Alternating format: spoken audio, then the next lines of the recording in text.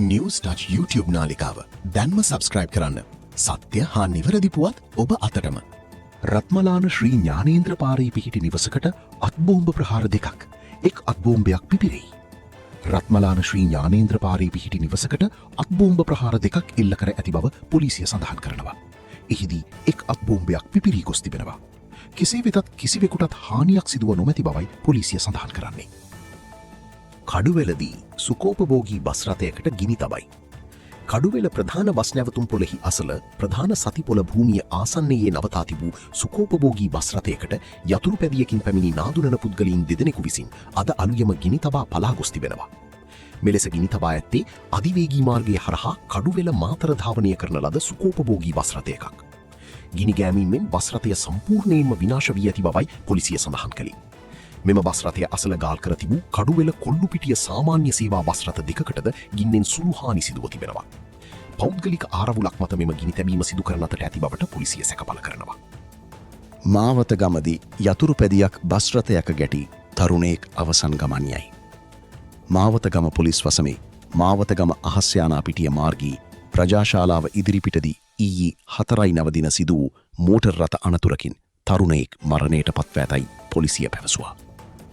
මාවත ගම දෙස සිට අහස්යානා පිටිය දෙසට ධාවනය වූ යතුරු පැදියක් ප්‍රතිවිරුද්ධ දිසාවෙන් පැමිණි බස් රථයක ගැටීමෙන් මෙම අනතුර සිදු වී ඇති අතර අනතුරින් බරපතල තුවාල ලැබූ යතුරු පැදිකරු මියගොස් තිබෙනවා. මෙසේ මියගොස් ඇත්තේ සීරාදුන්න මාවත ගම ප්‍රදේශී පදිංචි 17 හැවිරිදි තරුණයෙක්. අනතුර සම්බන්ධයෙන් මාවත ගම පොලිසිය විසින් වැඩිදුර විමර්ශන සිදු කරනු ලබනවා.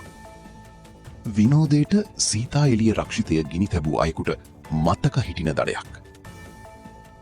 කඳපොළ බෝමුරු ඇල්ල ප්‍රදේශයෙන් සීතා එළිය රක්ෂිතයට ඇතුළු වී එම රක්ෂිතයට ගිනි තැබූ සැකකරුවෙකුට රුපියල් ලක්ෂ 4කට වැඩි දඩයක් නියම කර තිබෙනවා. සැකකරු නුවරඑළිය වන සංරක්ෂණ දෙපාර්තමේන්තුවේ නිලධාරීන් විසින් අද 5 වන දින නුවරඑළිය මහේස්ත්‍රාත් අධිකරණය වෙත ඉදිරිපත් කළ පසුව වරද පිළිගත්තා. එබැවින් සැකකරු රක්ෂිතයට ඇතුළු වීම සහ රක්ෂිතයට ගිනි තැබීම වෙනුවෙන් රුපියල් 40,000ක දඩ මුදලක්ද එම රක්ෂිතයේ ගිනි තැබීම තුළින් හෙක්ටියාර 1කට පමණ සිදු වූ අලාභය වෙනුවෙන් රුපියල් 4,03,509.22ක මුදලක්ද ගෙවන ලෙස නුවරඑළිය මහේස්ත්‍රාත් බුද්ධිකා හර්ෂණී ධර්මදාස නියෝග කළා. මෙසේ දඩමුදල් ගෙවන ලෙස නියෝග කළේ නුවරඑළිය එදිරිසිංහ මාවතේ පදිංචි මොහම්මද් ෆාරූක් මොහම්මද් නමැති 48 හැවිරිදි අයෙකුටයි. සැකකරු ඉකුත් ජූලි 21 වෙනිදා එම රක්ෂිතයට ඇතුළු වී විනෝදයට රක්ෂිතයට ගිනි තැබූ බව පවසා ඇති අතර පසුව නුවරඑළිය වන සංරක්ෂණ දෙපාර්තමේන්තුවේ නිලධාරීන් විසින් දැඩි පරිශ්‍රමයක් යොදා ගින්න පාලනය කර සැකකරු අල්ලා බැදුම්කරයක් මත මුදාහැර අද සැකකරු අධිකරණයට ඉදිරිපත් කිරීමට කටයුතු කළා. හිටපු අමාත්‍ය අකිල විරාජ් කාර්යවසම් අල්ලස් හෝ දූෂණ චෝදනා විමර්ශන කොමිසමට. හිටපු අමාත්‍ය අකිල විරාජ් කාර්යවසම් අල්ලස් හෝ දූෂණ චෝදනා විමර්ශන කොමිසමට පැමිණ තිබෙනවා. ඒ ප්‍රකාශයක් ලබා දීම සඳහායි. හිටපු අමාත්‍ය අකිල විරාජ් කාර්යවසම් අත්අඩංගුවට ගෙන තිබෙනවා. හිටපු අමාත්‍ය අකිල විරාජ් කාර්යවසම් අත්අඩංගුවට ගෙන තිබෙනවා. ඒ අල්ලස් හෝ දූෂණ චෝදනා විමර්ශන කොමිසමට අද දිනයේ ප්‍රකාශයක් ලබා දීමට පැමිණි අවස්ථාවේදීයි. හිටපු ජනාධිපති රනිල් වික්‍රමසිංහගේ උපදේශකවරයෙකු ලෙස කටයුතු කරමින් සිටියදී ජනාධිපති කාර්යාලයට අනුයුක්ත සේවකීන් දෙදෙනෙකු සිය පෞද්ගලික කාර්යාලයේ සේවය සඳහා යොදවා ගැනීමක් සම්බන්ධයෙන් ප්‍රකාශයක් ලබා ගැනීම සඳහායි ඔහුව අද දිනේ කැඳවා තිබුණේ. ඒ අනුව අද පෙරවරුවේ ඔහු අල්ලස් හෝ දූෂණ චෝදනා විමර්ශන කොමිසමට පැමිණි අවස්ථාවේදීයි මෙලෙස අත්අඩංගුවට ගෙන ඇත්තේ. හිටපු අමාත්‍ය අකිල විරාජ් කාර්යවසම් 18 දාතෙක් රිමාන්ඩ්. දූෂණ චෝදනාවක් සම්බන්ධයෙන් අත්අඩංගුවට ගත් හිටපු ඇමති අකිල විරාජ් කාර්යවසම් මේ මාස 18 වනදා දක්වා රක්ෂිත බන්ධනාගාරගත කරන ලෙස කොළඹ මහේස්ත්‍රාත් අධිකරණය අද 5 නියම කළා. අල්ලස් කොමිසමේ නිලධාරීන් හා සැකකරුගේ නීතිඥවරු ඉදිරිපත් කළ කරුණු සලකා බැලූ කොළඹ ප්‍රධාන මහේස්ත්‍රාත් අසංග එස් බෝදරගම විසින් මෙම නියෝගය නිකුත් කළා. හිටපු ජනාධිපති රනිල් වික්‍රමසිංහගේ උපදේශකවරයෙකු ලෙස කටයුතු කරමින් සිටියදී තම කාර්ය මණ්ඩලය සඳහා බව පවසමින් බඳවා ගන්නා ලද සේවකීන් 4 දෙනෙකුකින් 30 දෙනෙකු තමාට අයත් ඉන්ධන හලක සේවයේ යොදවා ගනිමින්ද තවත් සේවකයෙක් තනතුරට අදාළ වින් කර තිබූ කාර්යාලයේ රාජකාරී සඳහා යොදවා ගැනීමකින් තොරව එම සේවකයන් වෙත රජයෙන් රුපියල් 2,76,836.14ක වැටුප් හා දීමනා ගෙවීමට සැලැස්වීමෙන් රජයට පාඩුවක් සිදු කිරීමෙන් දූෂණය නැමැති වරද සිදු කිරීම යන චෝදනාව මතයි. දේශපාලනඥයන්ගේ බලපෑම්වලට යටත් නොවන ලෙස පොලිස්පතිගෙන් නාමල් ඉල්ලයි.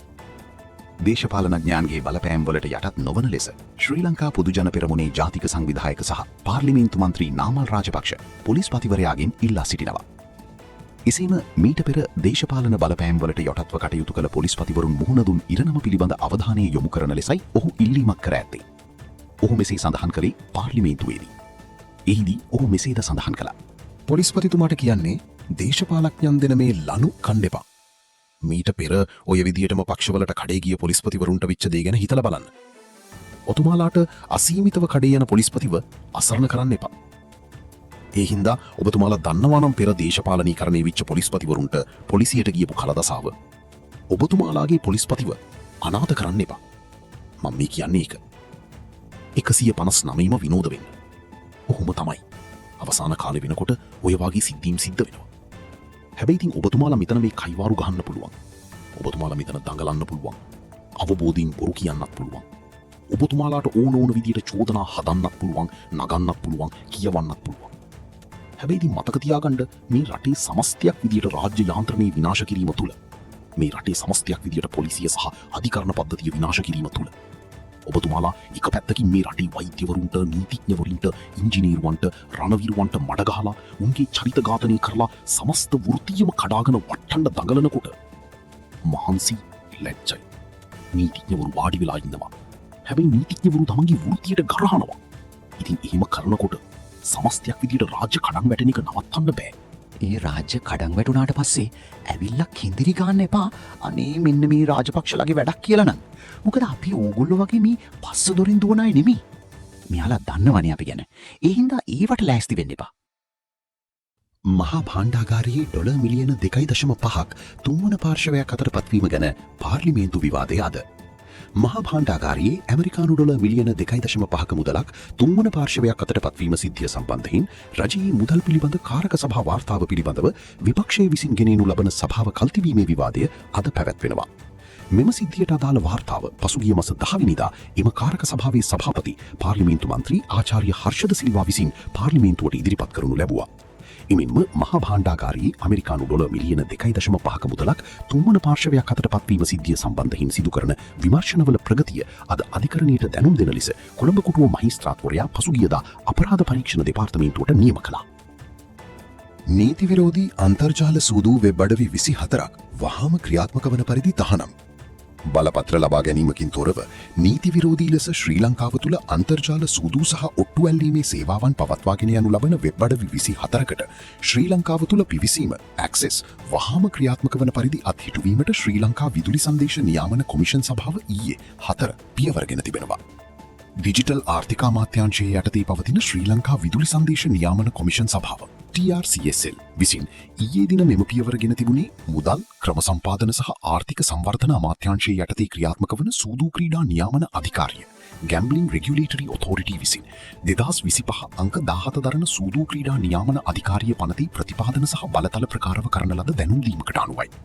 සූදු ක්‍රීඩා නියාමන අධිකාරිය පනතේ 15 16 සහ 18 වගන්ති යටතේ නියමිත වළංගු බලපත්‍ර ලබා ගැනීමකින් තොරව ශ්‍රී ලංකාව තුළ අන්තර්ජාල සූදු සේවාවන් පවත්වාගෙන යාම සහ ප්‍රවර්ධනය කිරීම පනතේ 44 වගන්තිය ප්‍රකාරව වරදක් මෙන්ම නීති විරෝධී ක්‍රියාවක් බවයි ශ්‍රී ලංකා විදුලි සංදේශ නියාමන කොමිෂන් සභාව නිවේදනයක් නිකුත් කරමින් සඳහන් කර ඇත්තේ.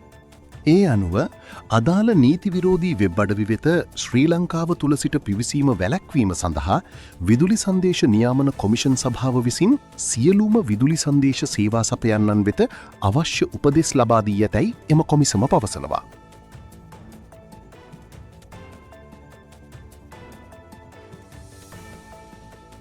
අලුත්ම පුවත්තොරතුරු සමගින් අපි නැවතත් හමුවෙමු. අපව විශ්වාස කර අප සමග රැඳී සිටි ඔබට ස්තුතියි. තවදුරටත් අපගේ පුවත් සේවාව සමග සම්බන්ධ වීමට සබස්ක්‍රයිබ් කර බෙල් අයිකන් එක ක්ලික් කරන්න.